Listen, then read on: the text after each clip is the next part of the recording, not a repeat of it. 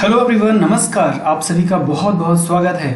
इस video session में मैं आपको CTT 2020 की एग्ज़ाम की तैयारी के लिए एनवायरमेंटल साइंस का लेक्चर दूंगा। एनवायरमेंट साइंस का ये वीडियो दूंगा। इसमें बहुत ही एग्ज़ाम ओरिएंटेड, बहुत ही इंपॉर्टेंट क्वेश्चन का कलेक्शन होगा जो आपकी प्रिपरेशन को बहुत ही सटीक और बेहतरीन बनाएगा। तो जैसा कि पहले भी मैंने EVS के अच्छे वीडियोस अपने चैनल पे अपलोड किए थे, उनको तो आपने देखा होगा।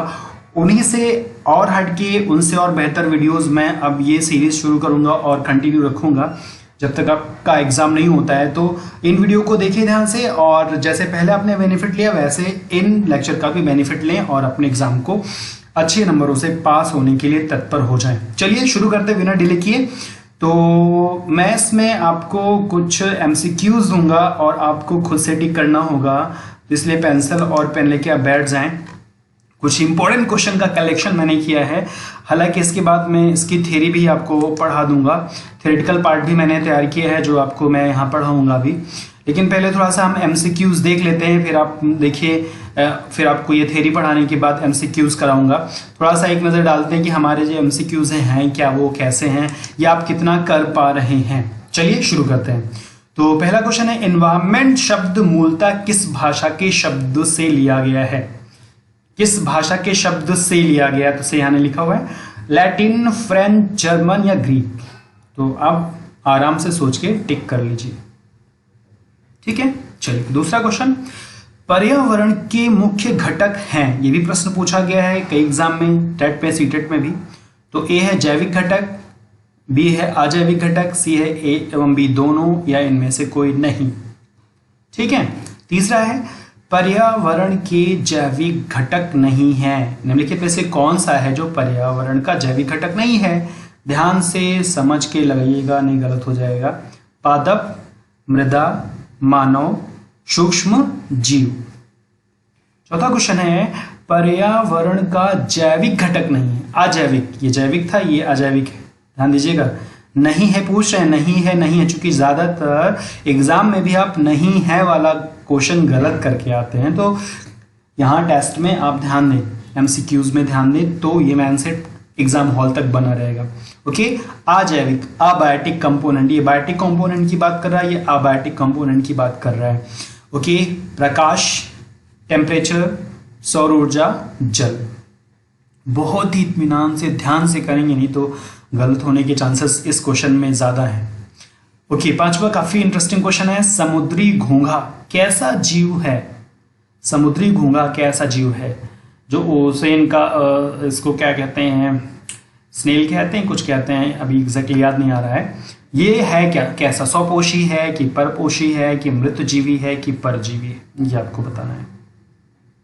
ओके, अगला है, ऐसे जीव जो अपना भोजन मुख द्वारा ग्रहण करते हैं उन्हें क्या कहते हैं? जो अपना भोजन मुख द्वारा ग्रहण करते हैं उन्हें एक पर्टिकुलर नाम दिया गया, वो नाम बताना है कि वो प्राणी संभोजी हैं या परजीवी हैं या मृतजीवी हैं या इनमें से कोई नहीं। ओके, अगला है अमर बेल, काफी महत्वपूर्ण, ये भी कई बार अलग अलग परीक्षाओं में पूछा गया क्वेश्चन है।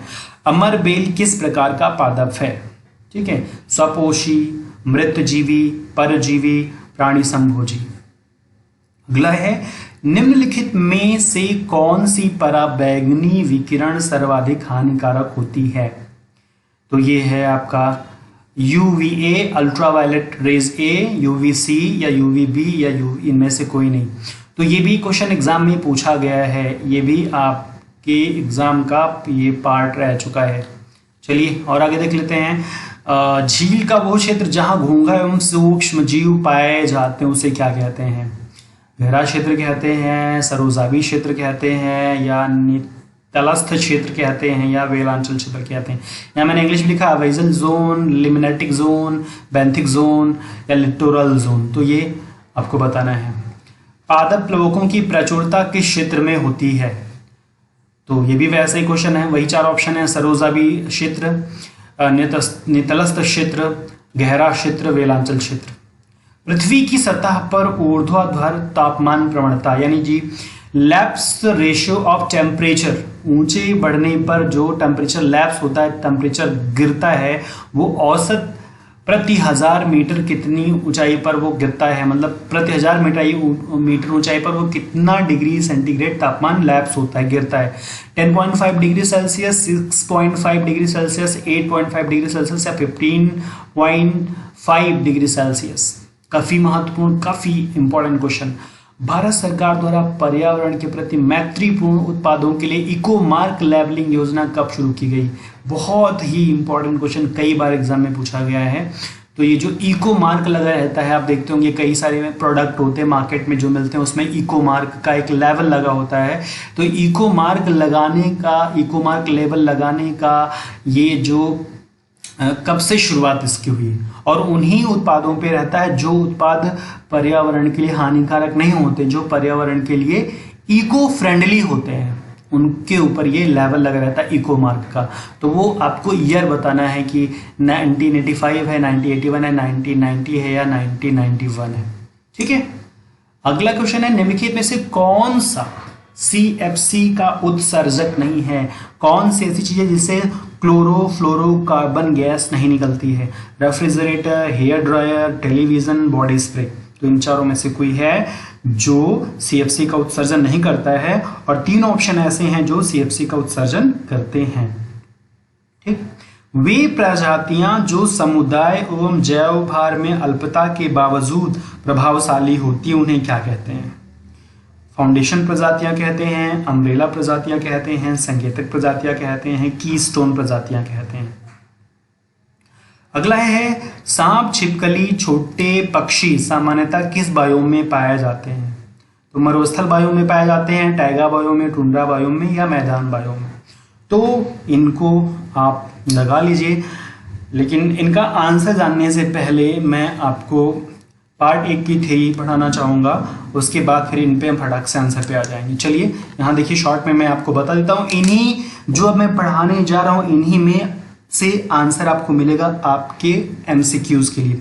तो सबसे पहली चीज़, बहुत फास्ट चलते हैं, बहुत आसान है, इसको हम पहले पढ़ चुके हैं प्रीवियस वीडियोस में, जो पहले वीडियोस में देता। तो सबसे पहली चीज़ कि पर्यावरण किन शब्दों से मिलके बना? परिधन आवरण। वैसे परि ये संस्कृत भाषा का शब्द है, तो इसकी जब व्याख्या मिलती है तो परिधन आवरण कहते हैं संस्कृत भाषा के शब्दों से मिलके बना, जिसका मतलब होता है परि माने चारों ओर, आवरण जो हमें घेरे हुए है। तो पर्यावरण का मतलब हुआ ऐसी चीज जो हमें चारों ओर से घेरे हुए है।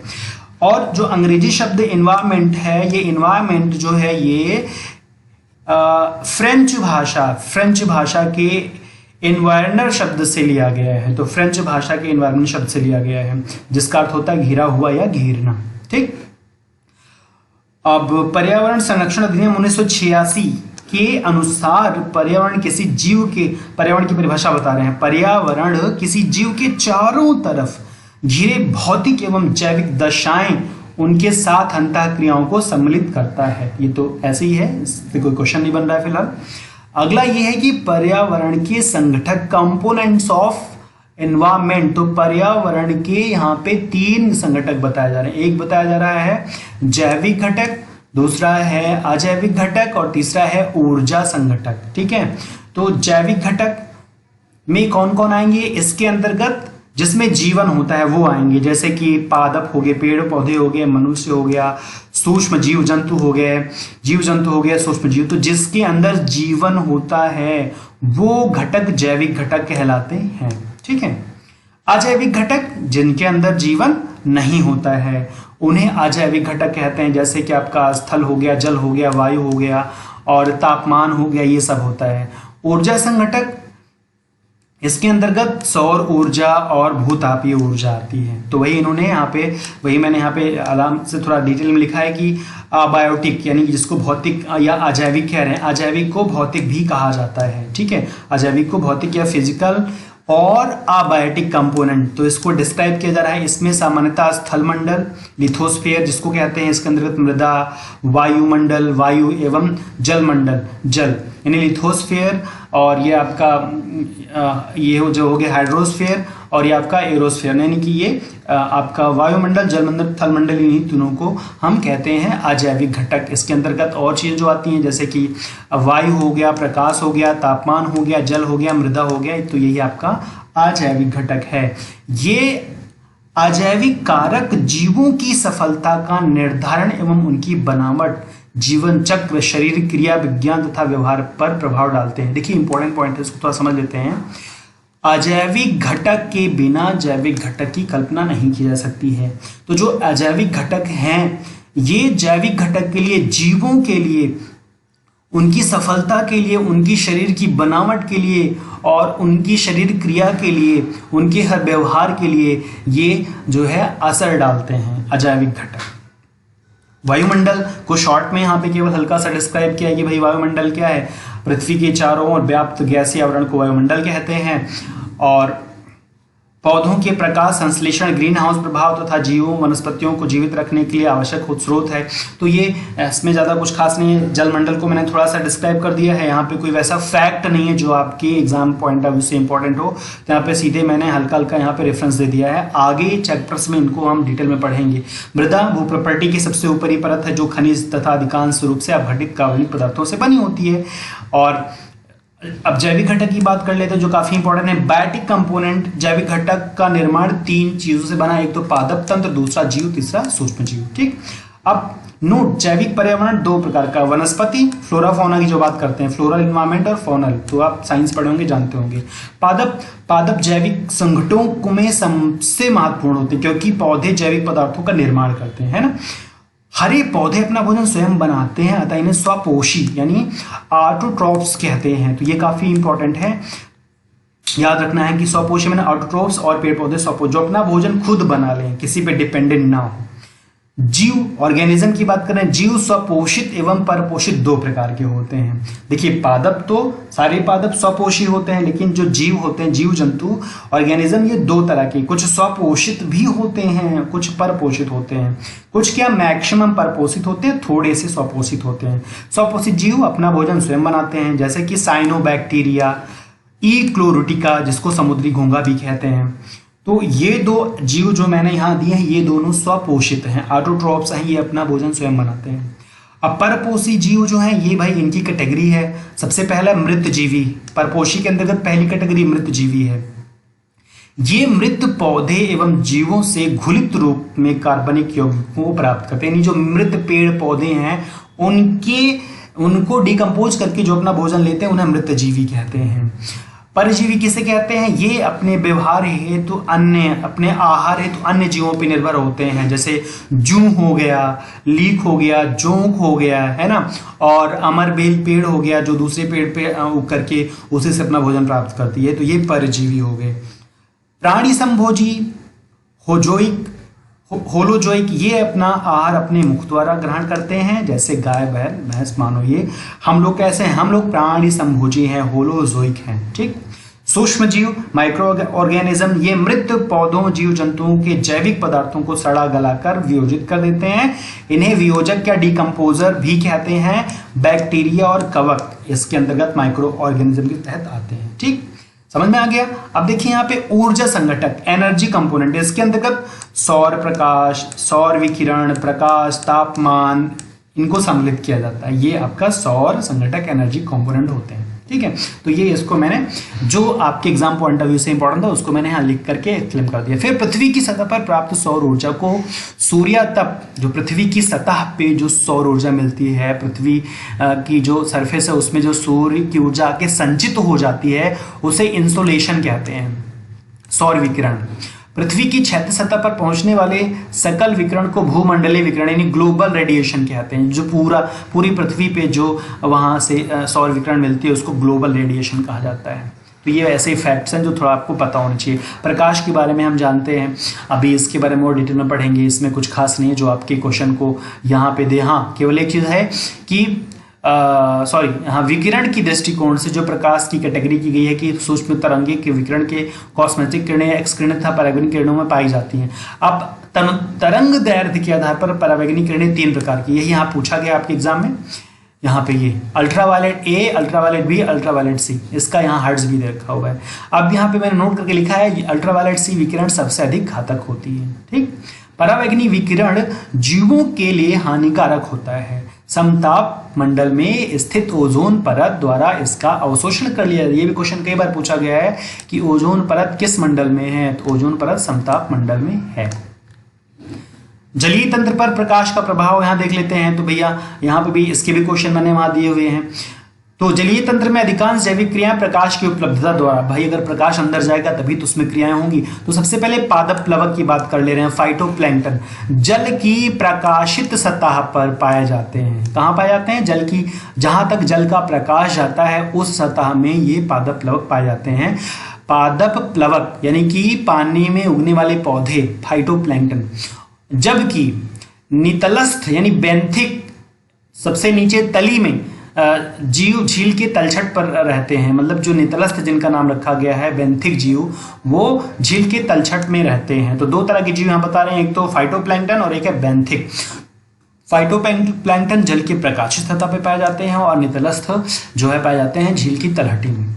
ठीक है, प्रकाश की विविधता के आधार पर झील को 3 भागों में बांटा गया है। ये जो क्वेश्चन मैंने वहां दिया था उसका आंसर यहाँ मिलने वाला है।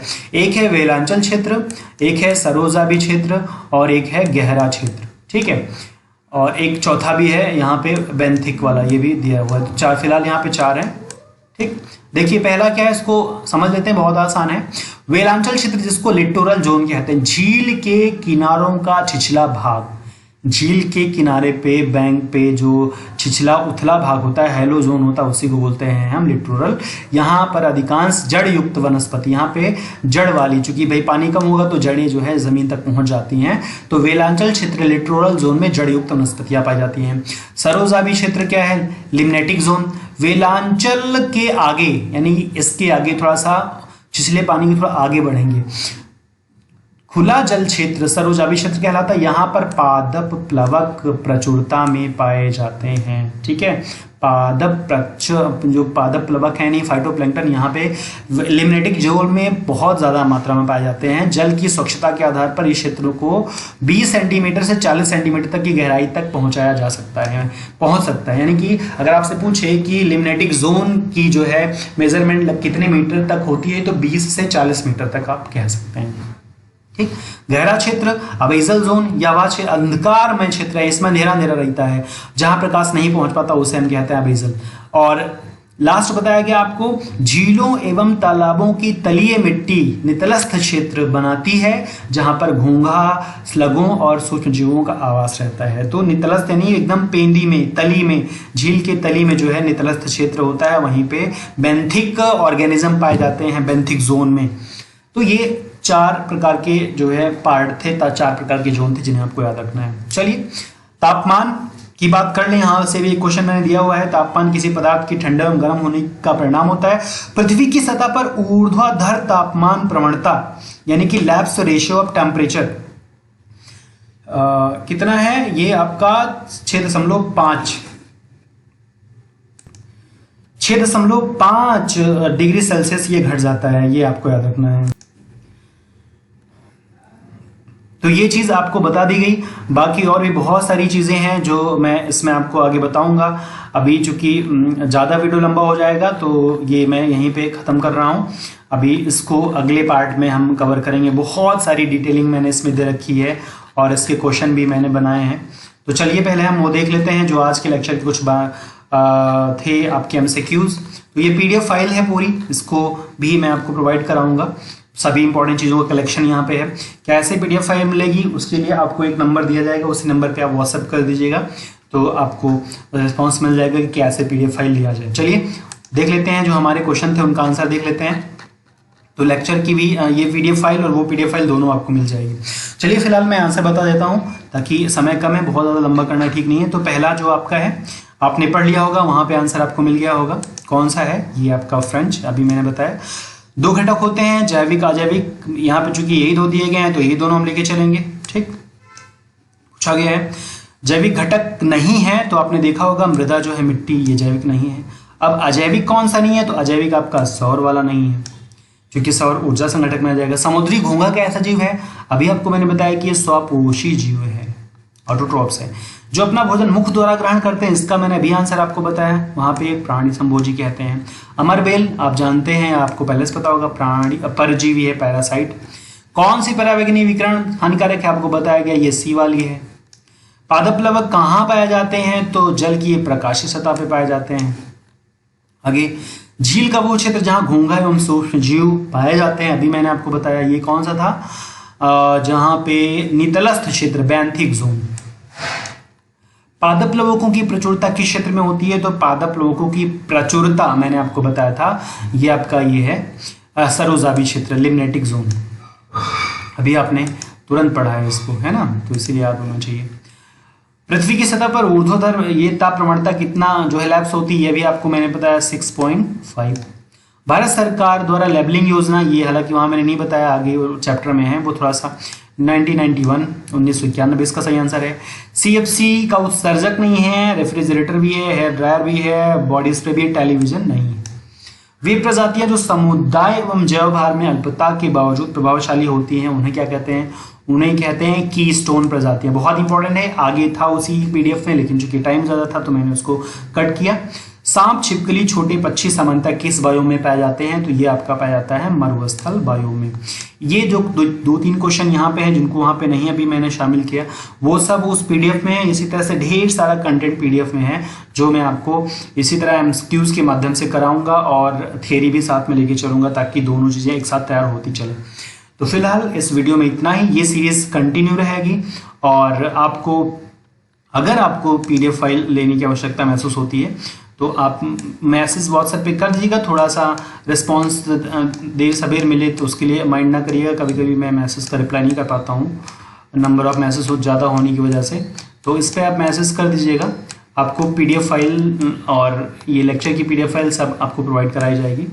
मे भी थोड़ा बहुत उसके लिए कुछ आपको करना पड़े, बट अगर आप इंटरेस्टेड हैं तो ये सीरीज कंटिन्यू रहेगी। और पहले जैसे जितने वीडियोस मैं दिया करता था, लाइक एनवायरमेंट साइंस के तो हो ही गया, हिंदी हो गया, आपका चाइल्ड साइकोलॉजी हो गया, इंग्लिश मैथ, जितना पहले सीरीज कंटिन्यू होता था वो कंटिन्यू करने का पूरा प्रयास करूंगा, और आपकी मदद करने का पूरा मैं प्रयास करूंगा। तो आप इस वीडियो को ज़्यादा से ज़्यादा अपने दोस्तों से शेयर करें, और आप इसको देखें और अपनी तैयारी को बेहतर करें। पसंद आया हो तो लाइक ज़रूर कर दीजिए, और कमेंट करके आप इस आउट ऑफ 16 कितना आपने स्कोर किया, ये भी आप ज़रूर कमेंट करें, ताकि मुझे पता चले कि हाँ आप इंटरेस्ट ले रहे हैं। फिलहाल हम मिलेंगे अगले लेक्चर में, पार्ट 2 में, और तब तक के लिए आपको गुड लक। आप घर में रहें, लॉकडाउन का पालन करें, अपना ख्याल रखें। थैंक यू, जय हिंद, वंदे मातरम।